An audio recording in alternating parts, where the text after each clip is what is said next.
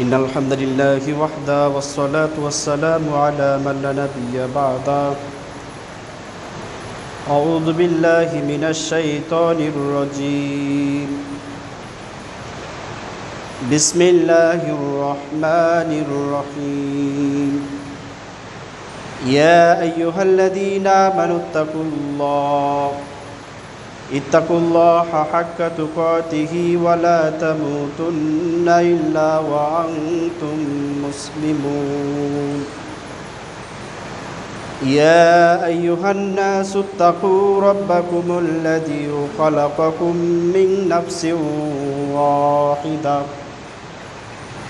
وخلق منها زوجها وبث منهما رجالا كثيرا ونساء واتقوا الله الذي تساءلون به والأرحام إن الله كان عليكم رقيبا بارك الله لنا ولكم في القرآن العظيم ونفعنا وإياكم بالآيات والذكر الحكيم إنه تعالى زواد كريم مالك بر رؤوف رحيم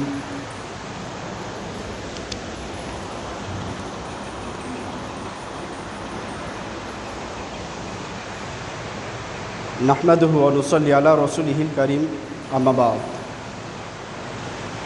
أعوذ بالله من الشيطان الرجيم بسم الله الرحمن الرحيم وقال الله تعالى في موضع آخر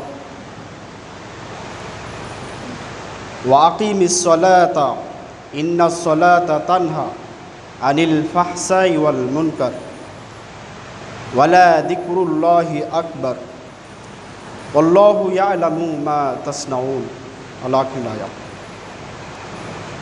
وقال النبي الأمين صلى الله عليه وسلم في موضع آخر عن أنس بن حكيم عن أبي هريرة رضي الله تعالى عنه قال رسول الله صلى الله عليه وسلم أول ما يحاسب به العبد يوم القيامة الصلاة فإن صلحت صلح سائر عمله وإن فسدت فسد سائر عمله على آخر الحديث রাওয়াহু তাবরানী feel আওসাত। সম্মানিত উপস্থিতি, আমরা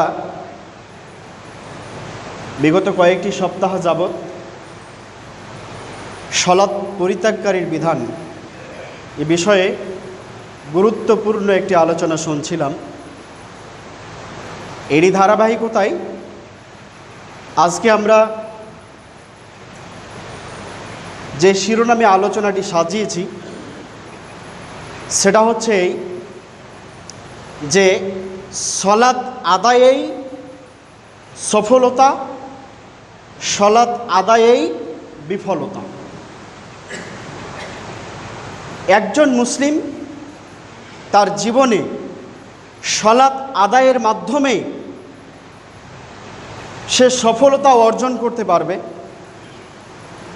অথবা একজন মুসলিম তার জীবনে সে সালাত আদায় করবে বটে, কিন্তু সে সফলতা অর্জন করতে পারবে না, বিফলতায় পর্যবসিত হবে।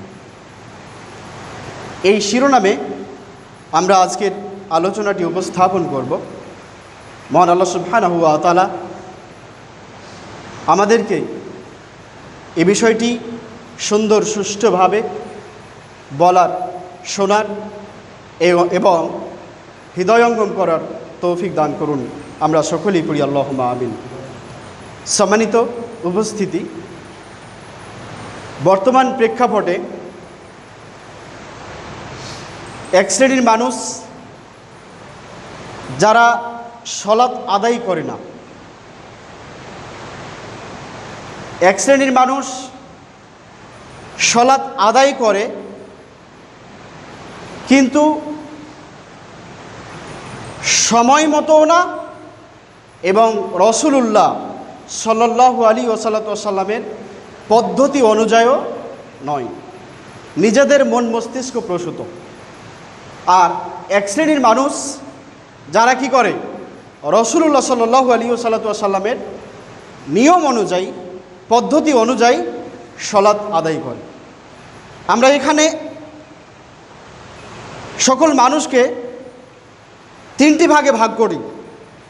এক শ্রেণীর মানুষ যারা সালাত আদায় করে না, আর এক শ্রেণীর মানুষ যারা আদায় করে কিন্তু নবী মুহাম্মদ সাল্লাল্লাহু আলাইহি সাল্লামের পদ্ধতি অনুযায়ী আদায় করে না। আর এক শ্রেণীর মানুষ যারা কি করে, রাসূলুল্লাহ সাল্লাল্লাহু আলাইহি সাল্লামের নিয়ম নীতি পন্থা অনুসারে সালাত সম্পাদন করে থাকে। তিন শ্রেণীর মধ্যে প্রথম দুই শ্রেণীর মানুষ কি বাতিল। প্রথম দুই শ্রেণীর মানুষ হচ্ছে বাতিল, মানে ধ্বংস এদের জন্য। আর তৃতীয় পর্যায়ের মানুষ যারা রাসূলুল্লাহ সাল্লাল্লাহু আলাইহি ওয়াসাল্লামের পদ্ধতি অনুযায়ী তাদের জীবনে সালাত সম্পাদন করে থাকে, এদের জন্য রয়েছে সফলতা। এদের জন্য হচ্ছে কি সফলতা, এদের জন্য হচ্ছে মহিমাময় সুখের স্থান জান্নাত। সম্মানিত উপস্থিতি, এই বিষয়টি আমরা আল্লাহ সুবহানাহু ওয়া তাআলা তদীয় প্রেরিত রাসূল নবী মুহাম্মদ সাল্লাল্লাহু আলাইহি ওয়াসাল্লামের মতো করে বোঝার চেষ্টা করব। আল্লাহ সুবহানাহু ওয়া তাআলা যেন আমাদের তৌফিক দান করেন, আল্লাহুম্মা আমিন। সম্মানিত উপস্থিতি, দেখুন আল্লাহ সুবহানাহু ওয়া তাআলা তিনি বলছেন, আপনি খুলুন মহাগ্রন্থ আল কুরআন 29 নম্বর সূরা, সূরা আল আনকাবুত 29 নম্বর সূরার 45 নম্বরে আয়াত রয়েছে। আল্লাহ তাআলা বলছেন, ওয়া আকিমিস সলাতা, তুমি কি করো, সালাত আদায় করো। ইন্নাস সলাতা তানহা আনিল ফাহশাই ওয়াল মুনকার, নিশ্চয় সালাত মানুষকে অন্যায় অশ্লীল বেহায়াপনা কাজ থেকে কি করে, বিরত রাখে। প্রথমে আল্লাহর আদেশ হচ্ছে কি, আকিমিস সলাত, তুমি সালাত আদায় করো। ইন্নাস সলাতা তানহা আনিল ফাহশাই ওয়াল মুনকার, নিশ্চয় এই সালাত মানুষকে অন্যায় অশ্লীল কাজ থেকে কি করে, বিরত রাখে। ওয়ালা যিকরুল্লাহি আকবার, আর আল্লাহকে স্মরণ করার সবচাইতে সর্বশ্রেষ্ঠ মাধ্যম হচ্ছে কি, সালাত। সালাতের মাধ্যমে আল্লাহ সুবহানাহু ওয়া তাআলাকে সবচাইতে বেশি কি করা যায়, স্মরণ করা যায়। আপনি যখনই তাকবীরে তাহরিমা থেকে শুরু করলেন আল্লাহু আকবার বলে, সালাম পর্যন্ত দেখুন আপনি আল্লাহ সুবহানাহু ওয়া তাআলার সাথেই কি করছেন, কথোপকথন করছেন, ঠিক আছে না? এজন্যই আল্লাহ বলছেন ওয়ালা যিকরুল্লাহি আকবার, আর আল্লাহকে স্মরণ করার সবচাইতে উত্তম মাধ্যম হচ্ছে কি, এটা সালাত। আল্লাহু ইয়ালামু মা তাসনাউন, আল্লাহ তাআলা বলছেন তোমরা যা করো আল্লাহ তা কি জানেন। আল্লাহ সুবহানাহু ওয়া তাআলা সেটা জানেন। আমরা অনেকেই এমন রয়েছি, আমাদের জীবনে সালাত আদায় করি, আবার গোপনে পাপ কাজ সংগঠিত আমাদের জীবনে সংগঠিত করি। সালাত আদায় করলাম, মানুষে যেন বলে যে অমুক ব্যক্তি কি চরিত্রবান, অমুক ব্যক্তি খুব ভালো মুত্তাকি পরেজগার ব্যক্তি, 5 ওয়াক্ত সালাত আদায় করে। কিন্তু আবার দেখা যায় কি গোপনে কি করি, আমরা পাপ করি। এজন্য আল্লাহ বলছেন কি, ইন্নাস সলাতা তানহা আনিল ফাহশাই ওয়াল মুনকার, নিশ্চয় এই সালাত হচ্ছে কি মানুষকে অন্যায় অশ্লীল কাজ থেকে বিরত রাখবে। আমি আপনি আপনার জীবনে সালাত আদায় করছি, কিন্তু এই সলাৎ যদি আপনাকে আমাকে ইহকালীন জীবনে অন্যায় অশ্লীলতা থেকে দূরে না রাখে, পবিত্র না রাখে, তাহলে এই সলাৎ দিয়ে কিয়ামতের মাঠে কি 5 পয়সা কোনো উপকার নেই। কথা বুঝতে পারছেন? কিয়ামতের মাঠে এই সলাৎ দিয়ে কোনো উপকার নেই। প্রকাশ্যে সলাৎ আদায় করলাম, ইবাদত বান্দেগি করলাম, গোপনে পাপ করলাম।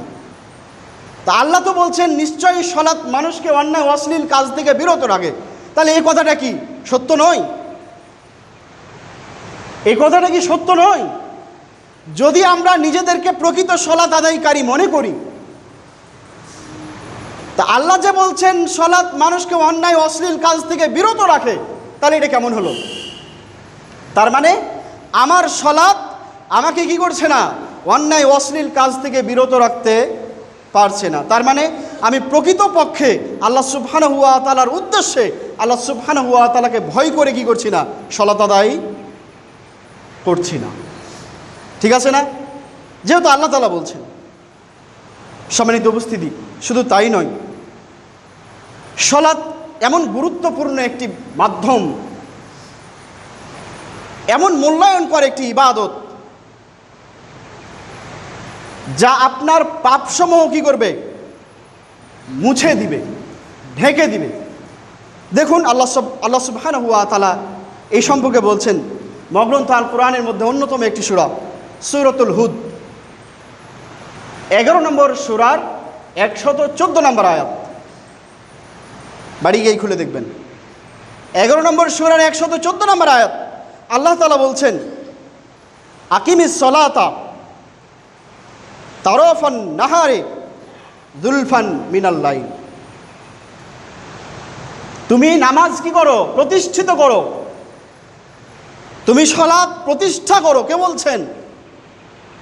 বিশ্ব সৃষ্টির অধিকর্তা আল্লাহ তাআলা বলছেন তুমি সলাৎ প্রতিষ্ঠা করো দিনের 2 প্রান্ত সময়, আর কিছুটা রাত অতিবাহিত হওয়ার পর। এরপর আল্লাহ তাআলা বলছেন ইন্নাল হাসানাতি ইউযহিবনাস সাইয়্যাত। নিশ্চয় সৎ কর্ম, সৎ আমল মন্দ আমলকে, পাপকে কি করে? মিটিয়ে দেয়, ঢেকে দেয়। কি কথা বুঝতে পেরেছেন? সলাৎ কত গুরুত্বপূর্ণ, পাওয়ারফুল একটা ইবাদত। আপনি দেখুন আল্লাহ তাআলা বলছেন ইন্নাল হাসানাতি ইউযহিবনাস সাইয়্যাত। নিশ্চয় সৎ কর্ম, সৎ আমল কি করতে পারে? পাপকে ঢেকে দিতে পারে, মুছে দিতে পারে। যালিকা যিকরা লিয-যাকিরিন। আল্লাহ তাআলা বলছেন এটা উপদেশ গ্রহণকারীদের জন্য কি উপদেশ। এই কথাটা এত গুরুত্বপূর্ণ। আল্লাহ তাআলা বলছেন এটা হচ্ছে উপদেশ গ্রহণকারীদের জন্য উপদেশ। এই আয়াতটাই আপনার জীবনকে কি করতে পারে? পরিবর্তন করে দিতে পারে, পরিবর্তন করে দিতে পারে। আপনার জীবন থেকে অন্যায় অপকর্ম দূরে সরিয়ে দিতে পারে। আপনার জীবনে সৎ কর্ম প্রতিষ্ঠার জন্য আপনাকে উদ্বুদ্ধ করতে পারে, যদি আপনি ভালো করে বুঝেন। এত গুরুত্বপূর্ণ একটি বিষয়। শুধু তাই নয়, আয়াতটি বোঝাতে গিয়ে আল্লাহ রসুল সাল্লাল্লাহু আলাইহি সাল্লাম আরও চমৎকার করে বলছেন আন আবি হুরায়রা রাদিয়াল্লাহু তাআলা আনহু। আবু হুরায়রা রাদিয়াল্লাহু তাআলা আনহু তিনি হাদিসটি বর্ণনা করছেন। কলা, তিনি বলছেন কলা রাসূলুল্লাহি সাল্লাল্লাহু আলাইহি ওয়াসাল্লাম, আল্লাহ রসুল সাল্লাল্লাহু আলাইহি সাল্লাম তিনি বলেছেন আস-সালাওয়াতুল খামস, 5 ওয়াক্ত সালাত। সালাত কয় ওয়াক্ত? 5 ওয়াক্ত। আল্লাহ রসুল বলছেন আস-সালাওয়াতুল খামস, 5 ওয়াক্ত সালাত। ওয়াল জুমআতু ইলাল জুমআ, এবং এক জুমা থেকে পরবর্তী জুমা। 5 ওয়াক্ত সালাত এক জুমা থেকে পরবর্তী জুমা। ওয়া রমাদানু ইলা রমাজান, এক রমজান থেকে পরবর্তী রমজান। মুকাফফিরাতুন, এটা হচ্ছে কি? কাফফারা। এটা হচ্ছে মুকাফফিরাতুন, পাপ সমূহের কাফফারা। লাম্মা বাইনাহুন্না ইজাজতু নিবাতিল কাবায়ের, যদি সে ব্যক্তি কি কাবিরা গুনাহ থেকে বেঁচে থাকে। কাবিরা গুনাহ থেকে যদি বেঁচে থাকে তাহলে 5 ওয়াক্ত সালাত এক জুমা থেকে পরবর্তী জুমা, এক রমজান থেকে পরবর্তী রমজান, এটা হচ্ছে মানুষের জীবনে কি কাফফারা। দেখুন, আপনি আজকে সালাত আদায় করেছেন ফজরের, ফজর থেকে নিয়ে জোহরের পূর্ব পর্যন্ত যে পাপ আপনার জীবনে সংগঠিত হয়েছে, জোহরের সালাত আদায় করে ওটা কি হয়ে যাবে? মিটিয়ে যাবে। কথা বুঝতে পারছেন? ওটা মুছে যাবে। জোহরের সালাতের পর থেকে নিয়ে আসরের পূর্ব পর্যন্ত যে পাপ করেছেন, যখন আপনি আসরের সালাত আদায় করবেন, এই মধ্যবর্তী সময়ের পাপটা কি আবার মুছে যাবে। আসর সালাত থেকে নিয়ে মাগরিবের পূর্ব পর্যন্ত যে পাপটা আপনার জীবনে সংগঠিত হয়েছে, যখন আপনি মাগরিবের সালাত আদায় করবেন, তখন এর মধ্যকার যে পাপ, এটা কি মিটিয়ে যাবে, মুছে যাবে। এইভাবে আপনার জীবনে চলতেই থাকবে। তাহলে একজন ব্যক্তি সে যদি প্রকৃত সালাত আদায়কারী হয় 5 ওয়াক্ত, তাহলে তার জীবনে কোনো পাপ থাকবে কি? কাবিরা গুনাহ ব্যতীত কোনো পাপ থাকবে না। কেন? এই যে প্রত্যেক ওয়াক্তের আপনি সালাত আদায় করছেন, আর মধ্যখানে যে পাপগুলি আপনার দ্বারা সংগঠিত হয়েছে, অজান্তে জানতে, এগুলি কি হয়ে যাচ্ছে? পরস্পরে কাফফারা হয়ে যাচ্ছে। এগুলি পরস্পরে কাফফারা হয়ে যাচ্ছে। সম্মানিত উপস্থিতি, কথা আমার নয়, আপনি খুলুন সহিহ মুসলিম 233 নম্বর হাদিসটি বর্ণিত হয়েছে। মুসনাদ আহমদ 9197 হাদিসটি পাওয়া যাবে। আপনি খুলুন মিশকাত 564 নম্বরে হাদিসটি বর্ণিত হয়েছে। তাহলে সালাত কত পাওয়ারফুল একটি ইবাদত আপনি চিন্তা করুন। সালাত কত গুরুত্বপূর্ণ একটি ইবাদত আপনি চিন্তা করুন। সম্মানিত উপস্থিতি, এরপর আল্লাহ রসুল সাল্লাল্লাহু আলাইহি ওয়াসাল্লামের সাহাবী সালাত আদায়কারীদের ক্ষেত্রে আল্লাহ রসুল একটা আরও গুরুত্বপূর্ণ উদাহরণ দিচ্ছেন, যে সালাত মানুষকে কিভাবে পাপ থেকে মুক্ত রাখে, সালাত কিভাবে মানুষের দেহ থেকে পাপকে ঝরিয়ে ফেলে দেয়। আবু হুরায়রা রাদিয়াল্লাহু তাআলা আনহু তিনি হাদিসটি বর্ণনা করছেন। তিনি বলছেন যে আল্লাহ রসুল সাল্লাল্লাহু আলাইহি সাল্লাম সাহাবীদেরকে উদ্দেশ্য করে বললেন যে, আচ্ছা বলো তো, তোমাদের বাড়ির সম্মুখে যদি একটা কি থাকে, প্রবহমান নদী থাকে, যেই নদীর পানি কি সর্বক্ষণিক চলতে থাকে, ঠিক আছে না? যে পানি চলমান সেটাতে কি ময়লা থাকে? না, ময়লা কি হয়ে যায়? তলিয়ে যায়। চলমান পানিতে ময়লা তলিয়ে যায়। তা আল্লাহ রাসূল উদাহরণ দিচ্ছে যে, যদি তোমাদের বাড়ির সম্মুখে প্রবাহমান একটা নদী থাকে, আর ওই নদীতে যদি তুমি প্রত্যহ দৈনিক 5 বার কি করো, গোসল করো, তাহলে তোমার দেহে কি কোনো ময়লা থাকতে পারে? কথাটা কত চমৎকার! আল্লাহ রসুল সাল্লাল্লাহু আলাইহি সাল্লাম কত গুরুত্বপূর্ণ একটা উদাহরণ দিয়েছেন বিশ্ববাসীকে বোঝানোর জন্য। আপনি চিন্তা করুন যে এই নদীতে প্রত্যহ দৈনিক 5 বার তুমি গোসল করবে, তোমার দেহে কি কোনো ময়লা থাকে? আচ্ছা বলুন তো, আপনি যদি প্রত্যেক দিন 5 বার করে এইরকম পানিতে গোসল করেন, আপনার দেহে কি ময়লা আসবে? ময়লা আসার পরে কি পরবর্তী যখন গোসল করবেন সেটা আবার কি হবে? পরিষ্কার হয়ে যাবে। আবার ময়লা আসার পরে যখন আপনি আবার গোসল করবেন, তখন কি সেটা আবার পরিষ্কার হয়ে যাবে। আল্লাহ রাসূল সাল্লাল্লাহু আলাইহি সাল্লাম এই দৃষ্টান্ত দিচ্ছেন 5 ওয়াক্ত সালাতের। এই দৃষ্টান্ত দিচ্ছেন কিসের? 5 ওয়াক্ত সালাতের।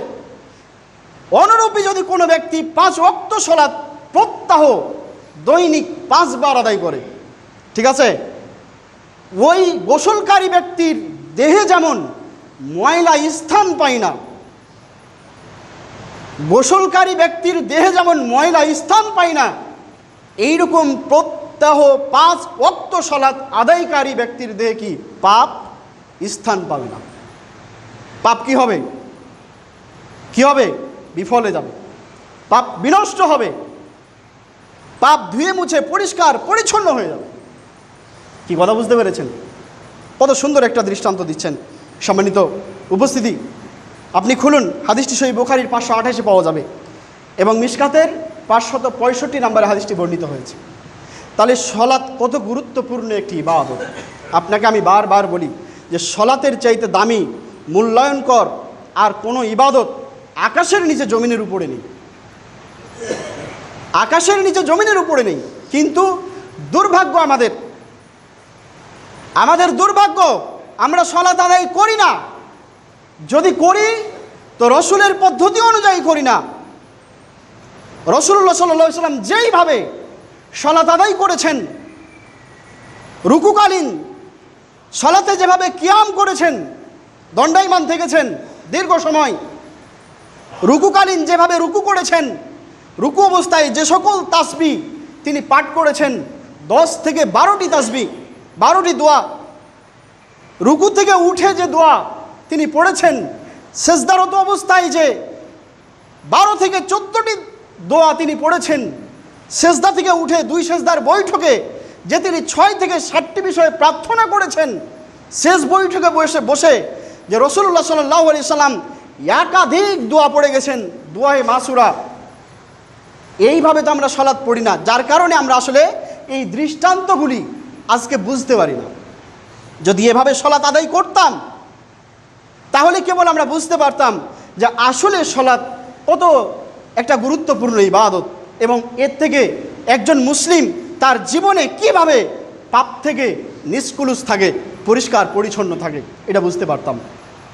সম্মানিত উপস্থিতি, শুধু তাই নয়, এরপরে আরও একটি গুরুত্বপূর্ণ হাদিস উকবা ইবনে আমির রাদিয়াল্লাহু তাআলা আনহু কর্তৃক বর্ণিত। সালাতের পাওয়ার, এটা আপনি দেখুন কত পাওয়ারফুল একটি ইবাদত। অনেকে আমরা বলে ফেলি যে সালাত আদায় করে কি জান্নাত পাওয়া যায়? সালাত আদায় করে কি জান্নাত পাওয়া যায়? সালাত আদায় করলে বলে জান্নাত পাওয়া যায় না। উকবা ইবনে আমির রাদিয়াল্লাহু তাআলা আনহু তিনি বলছেন, ক্বালা রাসূলুল্লাহ সাল্লাল্লাহু আলাইহি ওয়াসাল্লাম, আল্লাহ রাসূল সাল্লাল্লাহু আলাইহি ওয়াসাল্লাম বলেছেন, ইউযাবু রাব্বুকা মিন রাই গনামিন ফি রাসি সাদিয়াতিন লিল জাবাল। কোনো একজন ছাগলের রাখাল পাহাড়ের পর্বত শিখরে কি করছিল? ছাগল চড়াচ্ছিল। কোনো একজন ছাগলের রাখাল পাহাড়ের পর্বত শিখরে একেবারে উঁচুতে কি করছিল? ছাগল চড়াচ্ছিল। যখন সলাতের সময় হলো, ইউয়াজ্জিনু, তখন সে কি করলো? আজান দিল। কে? ওই রাখাল। সলাতের যখন সময় হলো তখন সে সলাতের জন্য আজান দিল। ওয়ায়ুসল্লি, এবং সলাত আদায় করল। ফায়াকুলুল্লাহু আজ্জা ওয়া জাল্লা, তখন আল্লাহ সুবহানাহু ওয়া তাআলা ওই ছাগলের রাখালকে দেখিয়ে ফেরেশতাদের উদ্দেশ্যে বলে, ফেরেশতাদেরকে লক্ষ্য করে বলে, উনজুরু ইলা আবদি হাজা, ফেরেশতারা তোমরা ওই রাখালের প্রতি দেখো যে পাহাড়ের পর্বত শিখরে সলাতের সময় যখন হয়েছে, সলাতের জন্য আজান দিয়েছে এবং সলাত আদায় করেছে। এটা ফেরেশতাদেরকে লক্ষ্য করে আল্লাহ কি করেন? বলেন যে ওই ব্যক্তির দিকে দেখাও, ওই ব্যক্তির দিকে দেখো। ইউয়াজ্জিনু, সে আজান দিয়েছে, ওয়া ইউকিমুস সলাতা, এবং সলাত আদায় করেছে। ইয়াখাফু মিন্নি, সে একমাত্র কেবলমাত্র শুধুমাত্র আমাকেই ভয় করেছে, সে আমাকেই কি করেছে? ভয় করেছে। কদ গফারতু লিআবদি, সুতরাং আমি আমার বান্দাকে কি করলাম? ক্ষমা করে দিলাম। কদ গফারতু লিআবদি, আমি তাকে ক্ষমা করে দিলাম, মাফ করে দিলাম। ওয়াদখুলতুল জান্নাতা, এবং জান্নাতে প্রবেশ করালাম। সালাত আদায় করে কি জান্নাত পাওয়া যায়? এই হাদিসটি কি বোঝালো বলেন তো? যে ব্যক্তি প্রকৃতপক্ষে আল্লাহ সুবহানাহু ওয়া তাআলাকে ভয় করে সালাত আদায় করবে, এই হাদিস থেকে কয়েকটি বিষয় শিক্ষণীয় রয়েছে। আপনি যদিও একাই থাকেন না কেন, গহীন বনেও যদি কি করেন, অবস্থান করেন, নির্জনেও যদি অবস্থান করেন, যেখানেই থাকেন না কোনো পৃথিবীর, সালাতের যদি সময় হয়ে যায়, এখনো মুহূর্তে আপনার জন্য কি করণীয়? কি আজান দিয়ে আপনাকে সালাত আদায় করতে হবে। আজান দিয়ে সালাত আদায় করতে হবে। আপনি যে ভাববেন একাই আছি, সালাত কি করে পড়বো, তো 2-3 জন হলে হয়তো পড়তাম, কোনো সুযোগ নেই। হয়তো বলবেন যে এইরকম জঙ্গলে অবস্থান করছি, কিভাবে সালাত আদায় করব, কোনো উপায় নেই। যেখানে থাকবেন, যে অবস্থায় থাকবেন, যখন সালাতের সময় হয়ে যাবে তখন আপনি কি করবেন? সালাত আদায় করবেন। যা এই ছাগলের রাখালের দৃষ্টান্ত দিয়ে আল্লাহ রসুল সাল্লাল্লাহু আলাইহি সাল্লাম কী করলেন? এই বিবরণ, এই মেসেজ, এই বার্তা মুসলিম বিশ্বের নিকটে কী করলেন? পৌঁছে দিলেন। সম্মানিত উপস্থিতি, কথাটি আমার নয়, আপনি খুলুন সুনানে আবু দাউদ 1203 নম্বরে হাদিসটি বর্ণিত হয়েছে। আপনি হাদিসটি মিসকাতের 665 নম্বরে পাবেন। তাহলে সালাত কত গুরুত্বপূর্ণ একটি বিষয়। এরপরে দেখুন সালাতের গুরুত্ব, মহত্ব রাসূলুল্লাহ সাল্লাল্লাহু আলাইহি ওয়াসাল্লাম কীভাবে বর্ণনা দিয়েছেন। সালাত আদায় করে একজন মানুষ কিভাবে জান্নাতে যেতে পারে, সালাতের ধরন, সালাতের নিয়ম এটাই বা কেমন হতে পারে। যায়েদ বিন খালিদ আল জুহানি রাদিয়াল্লাহু তাআলা আনহু তিনি হাদিসটি বর্ণনা করছেন। ক্বালা রাসূলুল্লাহ সাল্লাল্লাহু আলাইহি ওয়াসাল্লাম, আল্লাহ রসুল সাল্লাল্লাহু আলাইহি ওয়াসাল্লাম তিনি বলেছেন, মান সাল্লা সাজদাতাইনি, যে ব্যক্তি 2 রাকাত সালাত আদায় করলো। হাদিসটি ভালো করে শুনুন। যে ব্যক্তি 2 রাকাত সালাত আদায় করলো, লা ইয়াসহু ফিহিমা, এবং তাতে কোনো রকমের সে ভুল করলো না, নির্ভুলভাবে কি করলো? 2 রাকাত সালাত আদায় করলো। 2 রাকাত সালাত আদায় করতে গিয়ে কোনো রকমের ত্রুটি, বিচ্যুতি, ভুলভ্রান্তি তার হয়নি, করেনি। এই রকমভাবে নির্ভুলভাবে কি করলো? সালাত আদায় করলো। আল্লাহ রসুল বলছেন, গফরাল্লাহু লাহু মা তাকদ্দামা মিন জামবিহি, আল্লাহ সুবহানাহু ওয়া তাআলা তার জীবনের সকল পাপ কি করবেন? মাফ করে দিবেন, ক্ষমা করে দিবেন। সুবহানাল্লাহি ওয়া বিহামদিহি। 2 রাকাত সালাত, আপনার জীবনের 2 রাকাত সালাতই আপনার জন্য কি যথেষ্ট। আপনি যে হাজার হাজার রাকাত সালাত আপনি পড়ছেন, 2 রাকাত সালাতই আপনার জীবনের জন্য কি যথেষ্ট। সম্মানিত উপস্থিতি, কিন্তু দুঃখজনক আমাদের সালাতগুলি এমন হয় না। আমরা সালাতগুলি আদায় করি, কিন্তু এইভাবে আমরা আদায় করতে পারি না। যখন সালাতে দাঁড়াই তখন আমাদের মন মস্তিষ্ক কি ভিন্ন হয়ে যায়। যখন আমরা সালাতে দাঁড়াই, সামান্য সালাত যদি একটু দীর্ঘ হয়ে যায় আমরা কি বিরক্ত বোধ করি। রুকু যদি একটু লম্বা হয়ে যায়, পরবর্তীতে আমরা কি বিষয়টি নিয়ে সমালোচনা করি। সেজদা যদি একটু লম্বা হয়ে যায়, এগুলি নিয়ে আমরা বাড়াবাড়ি করি। কিন্তু রাসূলুল্লাহ সাল্লাল্লাহু আলাইহি ওয়াসাল্লাম কি দৃষ্টান্ত দিচ্ছেন? 2 রাকাত সালাতের মাধ্যমেই আপনার জীবনের সকল পাপকে আল্লাহ সুবহানাহু ওয়া তাআলা মাফ করে দিতে পারেন। আল্লাহ সুবহানাহু ওয়া তাআলা আমাদের সালাতগুলি যেন কবুল করে নেন, আমরা সকলেই পড়ি আল্লাহুম্মা আমিন। সম্মানিত উপস্থিতি, হাদিস মুসনাদে আহমদ 21183 নম্বর হাদিসটি বর্ণিত হয়েছে। সুনানে আবু দাউদ 905 নম্বরে হাদিসটি পাওয়া যাবে। আপনি হাদিসটি পাবেন মিশকাতের 577 নম্বরে। এরপর আরও একটি গুরুত্বপূর্ণ বিষয়, রাসূলুল্লাহ সাল্লাল্লাহু আলাইহি সাল্লাম মুসলিম উম্মার জন্য বার্তা হিসাবে পাঠিয়েছেন। উকবা ইবনে আমির রাদিয়াল্লাহু তাআলা আনহু কর্তৃক বর্ণিত, তিনি বলছেন, ক্বালা রাসূলুল্লাহ সাল্লাল্লাহু আলাইহি সাল্লাম, আল্লাহ রসুল সাল্লাল্লাহু আলাইহি সাল্লাম তিনি বলেছেন, মা মিন মুসলিমিন ইয়াতাওয়াজ্জাউ ফা ইউহসিনু উযুহু, যদি কোনো মুসলিম ব্যক্তি কি করে, সুন্দরভাবে ওযু করে, সুন্দরভাবে ওযু করে। সুন্দর মানে কি, রাসূলুল্লাহ সাল্লাল্লাহু আলাইহি সাল্লাম যেইভাবে ওযু করেছেন হুবহু ওইভাবে কি করে, ওযু করে। কথাটা কি বুঝতে পেরেছেন? এজন্য আল্লাহ রসুল বলছেন যে যদি কোনো ব্যক্তি সুন্দরভাবে ওযু করে, সুম্মা ইয়াকুমু ফায়ুসাল্লি রাকাতাইনি, এরপর 2 রাকাত সালাত আদায় করে। সুন্দরভাবে ওযু করলো হুবহু রাসূলুল্লাহ সাল্লাল্লাহু আলাইহি সাল্লামের মতো এবং 2 রাকাত সালাত আদায় করলো। আল্লাহ রসুল সাল্লাল্লাহু আলাইহি সাল্লাম তিনি বলছেন, মাকবিল আলাইহিমা বিকলবি, হ্যাঁ, আর এই 2 রাকাত সালাতে সে একনিষ্ঠভাবে কি করেছে, আদায় করেছে, হৃদয় ও মন দিয়ে আদায় করেছে, হৃদয় ও মন দিয়ে আদায় করেছে, অত্যন্ত মনোযোগের সাথে, একনিষ্ঠতার সাথে, গুরুত্বের সাথে কি করেছে, আদায় করেছে। ইল্লা ওয়াজাবাত লাহুল জান্নাহ, আল্লাহ সুবহানাহু ওয়া তাআলা তার জন্য কি করেছেন, জান্নাতকে ওয়াজিব করেছেন।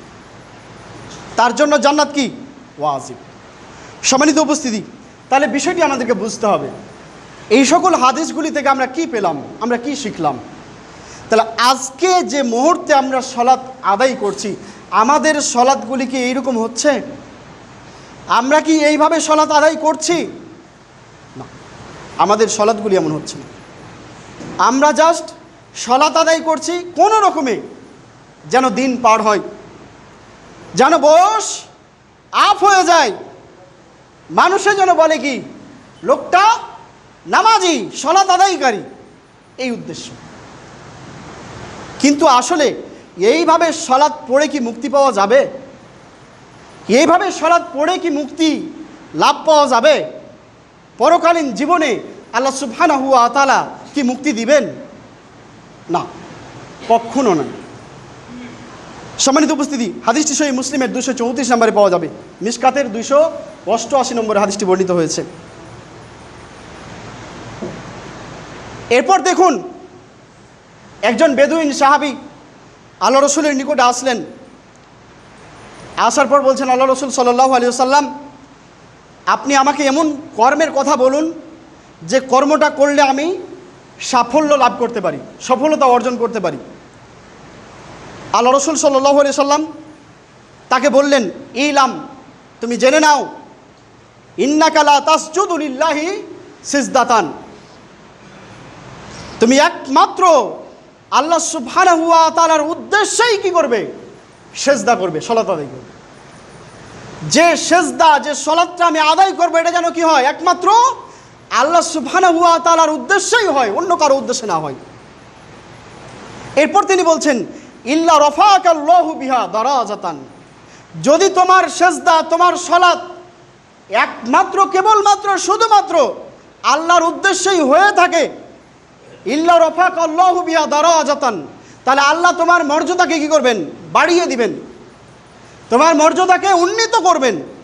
এটা এ দুনিয়ায়ও বাড়াতে পারেন, পরকালীন জীবনেও বাড়াতে পারেন, অথবা উভয় জগতেই কি আল্লাহ বাড়াতে পারেন।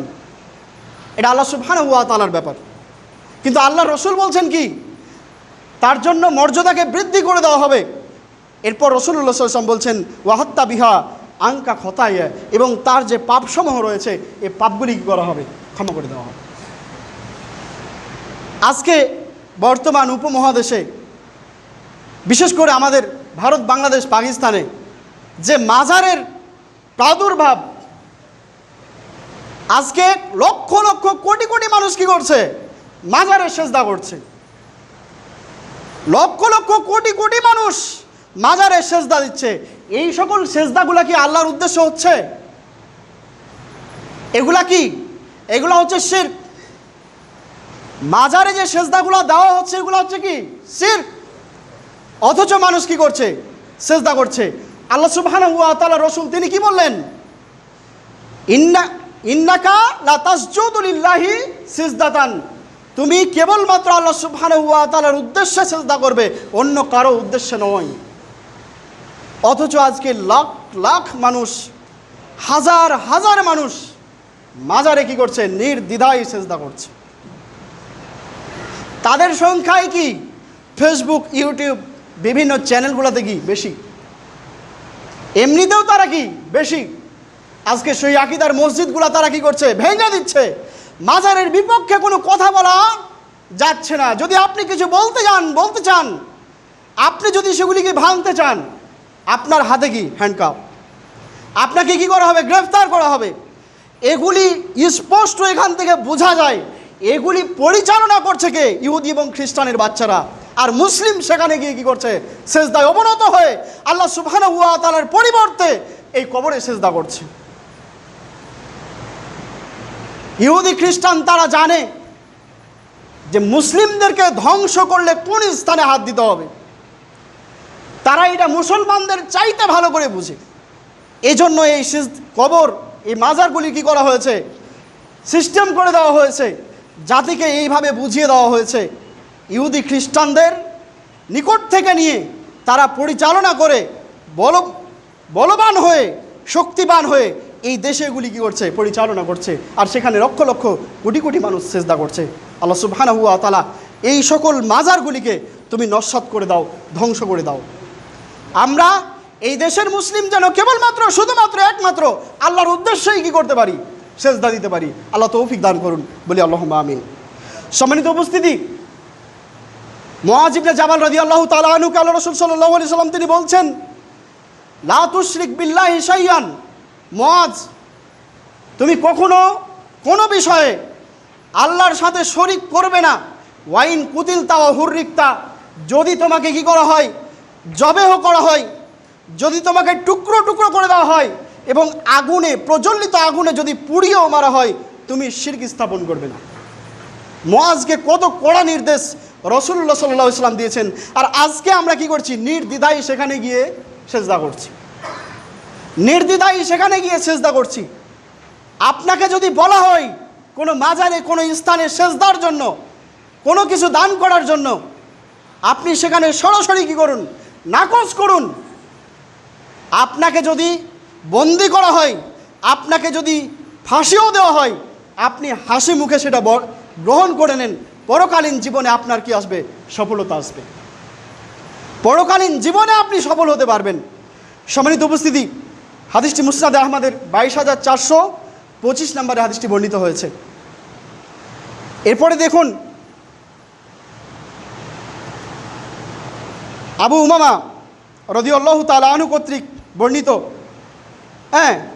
রাসূলুল্লাহ সাল্লাল্লাহু আলাইহি সাল্লাম তিনি বলছেন যে বিদায় হজের ভাষণে আমি আল্লাহ রাসূল সাল্লাল্লাহু আলাইহি ওয়াসাল্লামকে বলতে শুনেছি যে তোমাদের 5 ওয়াক্ত, তোমাদের কোনো ব্যক্তি কি করে? 5 ওয়াক্ত সালাত আদায় করে এবং রমজানের সিয়াম পালন করে। কয়টি কাজ? 2টি। 5 ওয়াক্ত সালাত আদায়, রমজানের সিয়াম পালন 2টি। 3 নম্বর, এবং তোমাদের ধন সম্পদের যাকাত আদায় করে। কয়টি হলো? 3টি। তাহলে সালাত আদায় করা 5 ওয়াক্ত, রমজানের সিয়াম পালন করা, আর ধন সম্পদের যে যাকাত আছে এটা আদায় করা। 4র্থ নম্বরে রাসূলুল্লাহ সাল্লাল্লাহু আলাইহি ওয়াসাল্লাম বলছেন, তোমাদের যারা দায়িত্বশীল, তোমাদের যারা নেতৃত্বশীল, কর্তৃত্বশীল ব্যক্তি, এদের যারা কি করে?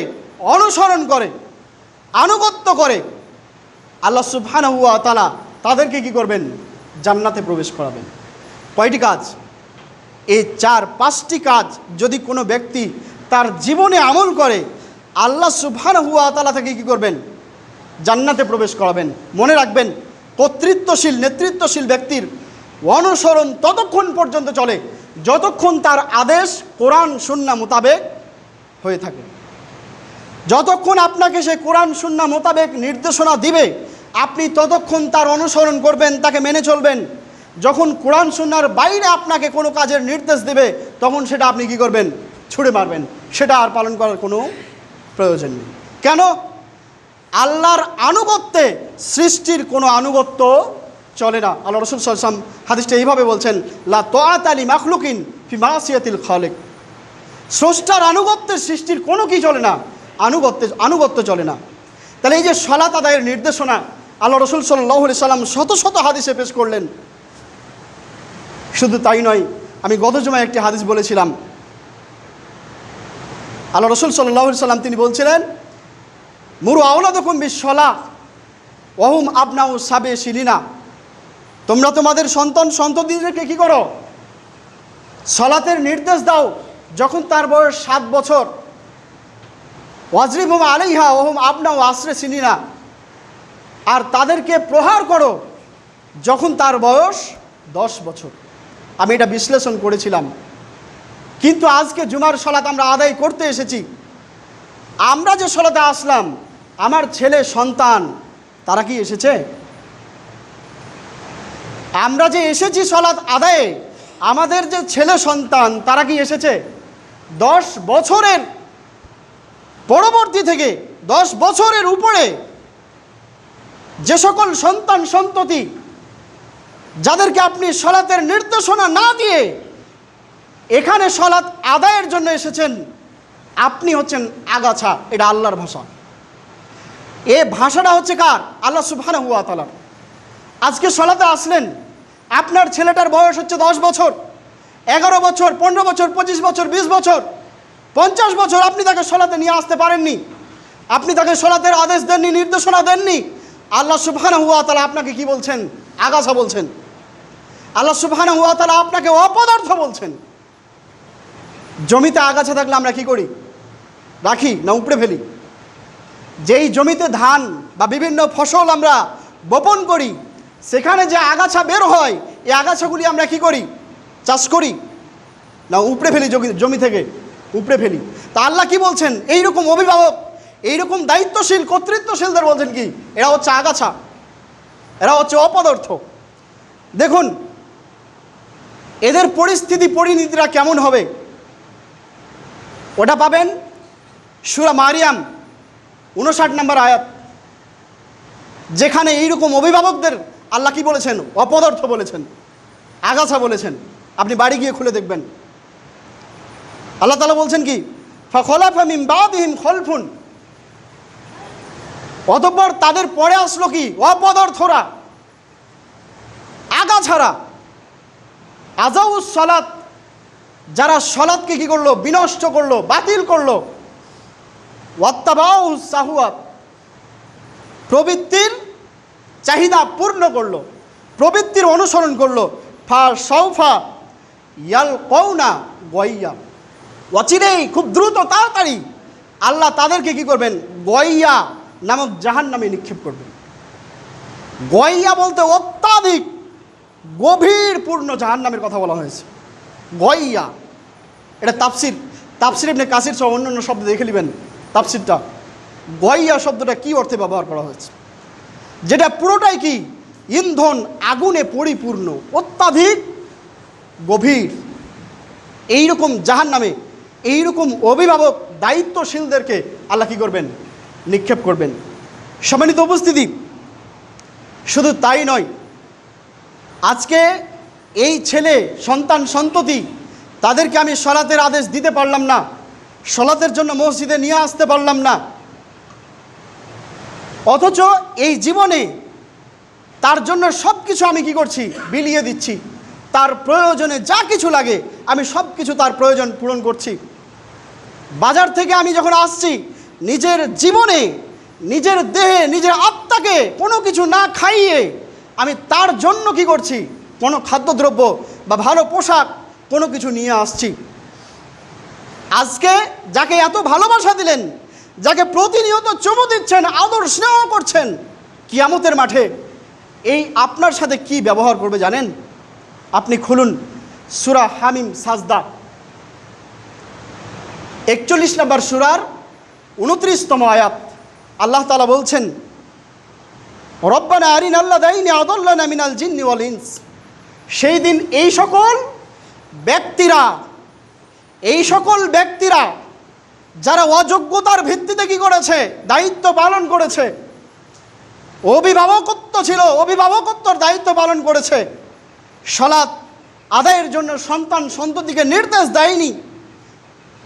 সালাত আদায়ের জন্য সন্তান ছেলেদেরকে মসজিদে নিয়ে আসতে পারেনি। সেই দিন ওই সকল সন্তান যারা পথভ্রষ্ট হয়ে গেছে, গোমরা হয়ে গেছে, ইবাদত বান্দেগি করেনি, সেই দিন বলবে, রব্বানা, হে আমাদের রব, আরিনা, আমাদেরকে দেখিয়ে দেন, আদল্লানা মিনাল জিন্নি ওয়াল ইনস, জিন এবং ইনসানদের মধ্যে হতে আমার পিতামাতাকে। কে আমার পিতামাতা? দুনিয়ায় তারা কে ছিল? তারা আমাদের দায়িত্ব পালন করত, তারা আমাদের অভিভাবক ছিল, আমাদের সমাজ নেতা ছিল, আমাদের রাষ্ট্রীয় নেতা ছিল। তারা কে? তাদেরকে আজকে দেখিয়ে দেন। নাজআলুহুমা তাহতা আকদামিনা লিয়াকুনা মিনাল আসফালিন। ওই সকল পিতামাতা, অভিভাবক, দায়িত্বশীলদেরকে জাহান্নামের দরজায় ফেলে পা দিয়ে পিষ্ট করে আজকে আমরা কি করব? জাহান্নামে নিক্ষিপ্ত হব বা জাহান্নামে প্রবেশ করব। সেই দিন আপনার ছেলে আপনাকে বলবে। সম্মানিত উপস্থিতি, সালাত কত গুরুত্বপূর্ণ একটি ইবাদত। সালাত আদায় না করে কোনো মুক্তি নেই। সালাত আদায় না করে কোনো মুক্তি নেই। যদিচ সময় চলে যাচ্ছে, একটা হাদিসের অনুবাদ আপনাকে স্মরণ না করিয়েই পারছি না। আনাস রাদিয়াল্লাহু তাআলা আনহু কর্তৃক বর্ণিত হাদিসটি তেলাওয়াত করেছিলাম তাবরানী আওসাতের মধ্যে। মিশকাতের 1330 নম্বরে হাদিসটি পাওয়া যাবে। আল্লাহ রাসূল সাল্লাল্লাহু আলাইহি ওয়াসাল্লাম বলছেন, কিয়ামতের দিন সর্বপ্রথম হিসাব নেওয়া হবে কার? সালাতের। দুনিয়াতে অনেক ইবাদত রয়েছে, কিন্তু আল্লাহ হিসাব নেবেন কিসের? সালাতের। ফাইন সলুহাত, যদি সলাতের হিসাবটা কি হয়? সঠিক হয়। যদি সলাতটা আপনার বিশুদ্ধ হয়, বিশুদ্ধ পদ্ধতিতে আদায় করে থাকেন, সলুহাত সাইরু আমালিহি, আপনার জীবনের সকল কর্ম কি হবে? বিশুদ্ধ হবে। যে 10 টাকা দান করছেন আজকে মসজিদে, এটাও বিশুদ্ধ হবে। যে জাকাতটা আদায় করেছেন সেটাও বিশুদ্ধ হবে। যতগুলি সৎকর্ম সমাজে রেখে গেছেন, এ সবগুলি সেদিন কি হবে? বিশুদ্ধ হবে। যদি সলাত বিশুদ্ধ হয়, যদি সলাতের হিসাব ঠিক থাকে। ওয়াইন ফাসাদাত, কিন্তু যদি সলাতের হিসাব সঠিক না হয়, সলাতের পদ্ধতি যদি সঠিক না হয়, সলাত যদি আপনি সঠিক রূপে আদায় না করে থাকেন, ফাসাদাত সাইরু আমালি, আপনার জীবনে যত কর্ম আপনি সম্পাদন করেছেন, হজ, জাকাত, সিয়াম, দান, সাদাকা, জিকির, আজকার, সবগুলি কি হয়ে যাবে? ফাসেদ, বাতিল হয়ে যাবে। সলাতের পাওয়ার আপনি চিন্তা করেছেন? সলাত কত গুরুত্বপূর্ণ আপনি ভাবছেন? অথচ সলাতের আজান হয়ে যায়, কি করে বাড়িতে আপনি ঘুমিয়ে থাকেন? সলাতের আজান হয়ে যায়, কি করে দোকানপাটে বসে আপনি গল্প গুজব, বিড়ি, সিগারেট, আপনার মনের যে তামাশা, এটা নিয়ে আপনি ব্যস্ত থাকেন? এটা কি করে হতে পারে? আপনার জীবনের কোনো কর্ম আল্লাহ গ্রহণ করবেন না যদি সলাতের পদ্ধতি ঠিক না হয়, যদি সলাতের হিসাব ঠিক নয়। আল্লাহ সুবহানাহু ওয়া তাআলা পরিশেষে তোমার নিকটে দাওয়া, দাবি ও দোয়া রাখছি। আল্লাহ সুবহানাহু ওয়া তাআলা তুমি আমাদের সকলকেই প্রকৃতপক্ষে তোমার উদ্দেশ্যে একনিষ্ঠতার সাথে প্রতিনিয়ত দৈনিক দিবারাত্রি 5 ওয়াক্ত সালাত সুন্দর সুষ্ঠুভাবে সঠিক পদ্ধতিতে সঠিক সময়ে আমাদেরকে আদায় করার তৌফিক দান করো বলি আল্লাহুম্মা আমিন। আল্লাহুম্মা আরিনাল হাক্কি হাক্কান ইত্তিবাহু ওয়া আরিনাল বাতিলি বাতিলান ইজতিনাবাহু। সুবহানাকা আল্লাহুম্মা ওয়া বিহামদিকা আশহাদু আল্লা ইলাহা ইল্লা আনতা আস্তাগফিরুকা ওয়া আতুবু ইলাইক। কুমরিস সালাত আইয়ুহান নাস।